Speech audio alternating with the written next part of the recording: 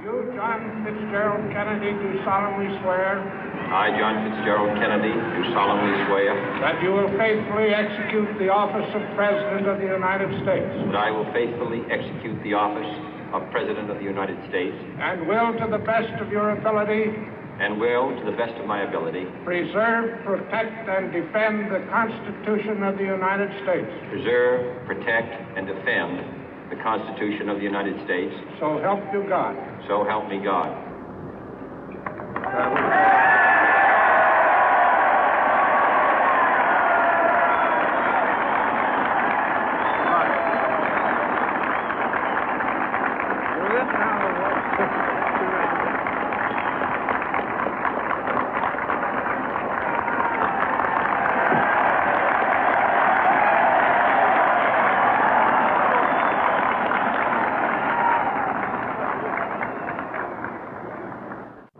Vice President Johnson, Mr. Speaker, Mr. Chief Justice, President Eisenhower, Vice President Nixon, President Truman, Reverend clergy, fellow citizens.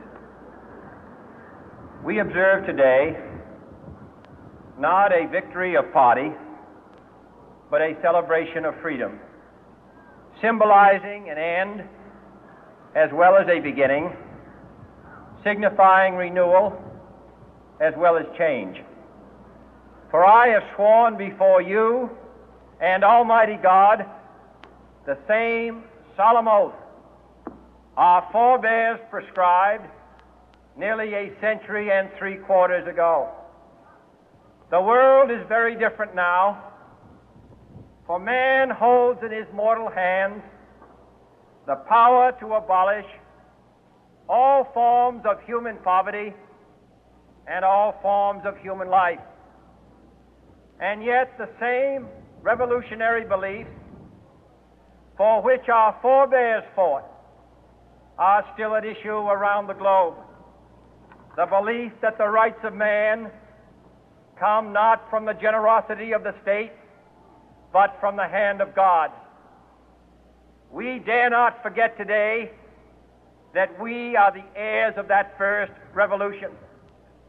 Let the word go forth from this time and place to friend and foe alike that the torch has been passed to a new generation of Americans born in this century, tempered by war, disciplined by a hard and bitter peace, proud of our ancient heritage, and unwilling to witness or permit the slow undoing of those human rights to which this nation has always been committed and to which we are committed today at home and around the world.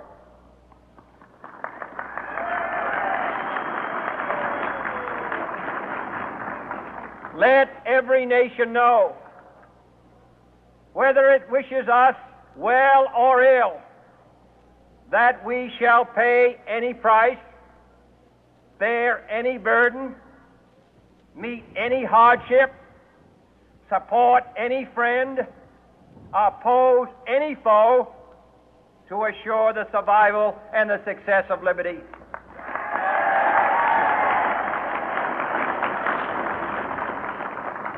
This much we pledge and more. To those old allies whose cultural and spiritual origins we share, we pledge the loyalty of faithful friends. United, there is little we cannot do in a host of cooperative ventures.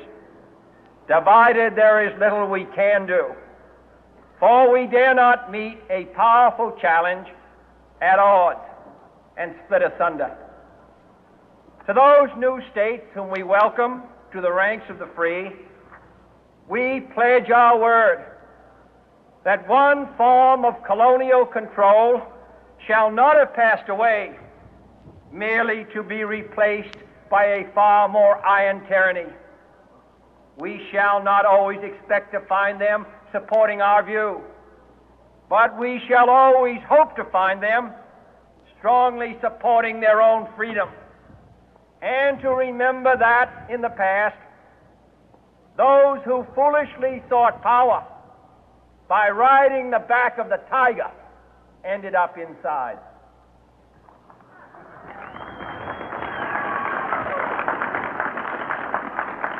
To those people in the huts and villages of half the globe struggling to break the bonds of mass misery, we pledge our best efforts to help them help themselves for whatever period is required, not because the communists may be doing it, not because we seek their votes, but because it is right. If a free society cannot help the many who are poor, it cannot save the few who are rich.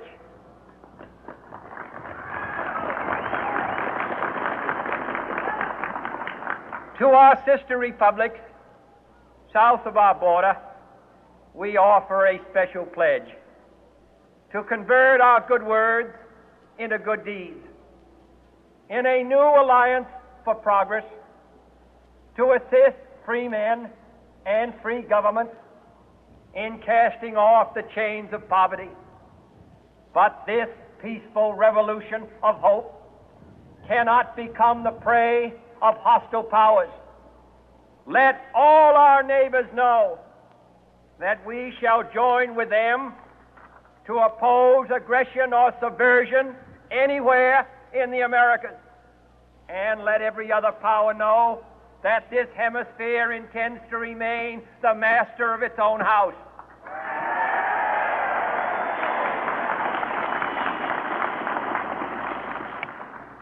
To that World Assembly of Sovereign States, the United Nations, our last best hope, in an age where the instruments of war have far outpaced the instruments of peace, we renew our pledge of support to prevent it from becoming merely a forum for invective, to strengthen its shield of the new and the weak, and to enlarge the area in which its writ may run. Finally, to those nations who would make themselves our adversary, we offer not a pledge, but a request that both sides begin anew the quest for peace. Before the dark powers of destruction, unleashed by science, engulf all humanity in planned or accidental self-destruction, we dare not tempt them with weakness, for only when our arms are sufficient beyond doubt can we be certain beyond doubt that they will never be employed. But neither can two great and powerful groups of nations take comfort from our present course, both sides overburdened by the cost of modern weapons, both rightly alarmed by the steady spread of the deadly atom, yet both racing to alter that uncertain balance of terror that stays the hand of mankind's final war. So let us begin anew, remembering on both sides that civility is not a sign of weakness, and sincerity is always subject to proof. Let us never negotiate out of fear, but let us never fear to negotiate.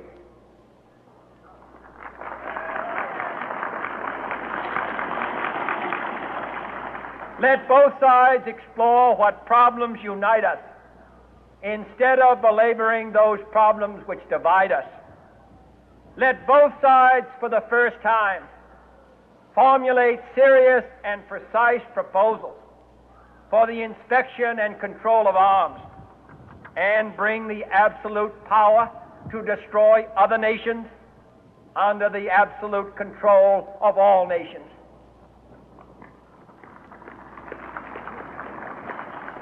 Let both sides seek to invoke the wonders of science instead of its terrors. Together, let us explore the stars, conquer the deserts, eradicate disease, tap the ocean depth, and encourage the arts and commerce. Let both sides unite to heed in all corners of the earth